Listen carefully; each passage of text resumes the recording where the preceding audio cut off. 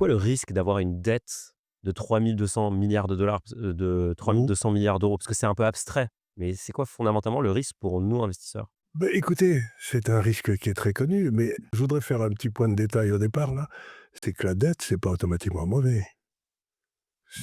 La dette est mauvaise si vous empruntez à 3 pour investir, je sais pas, dans des centrales nucléaires qui vous rapporteront du 6, c'est une bonne idée. Comme avec l'immobilier, on peut faire du Comme, levier. non, parce que l'immobilier, faites attention, vous faites monter les prix, mais la quantité d'immobilier augmente pas. Donc les gens ne s'enrichissent pas, c'est un transfert de richesse. Vous voyez ce que je veux dire? Quand Mmh. vous faites monter il y a toujours le même nombre de 350 m² à Paris. Bon, ils ont été multipliés par 10 depuis 30 ans, mais personne n'est plus riche. En fait, c'est une augmentation des prix qui fait que les jeunes ménages ne peuvent plus se loger.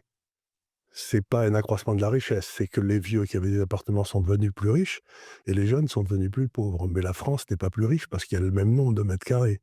Donc l'immobilier, c'est un placement complètement fallacieux. C'est juste ce qu'on appelait autrefois en droit, un enrichissement sans cause.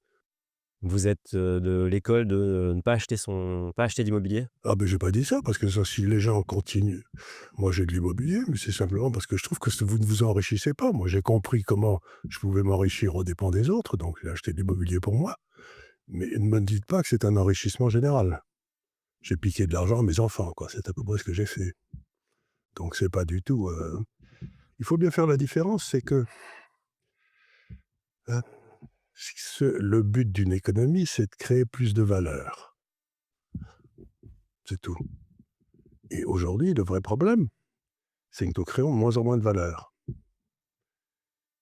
Mais par contre, les prix augmentent.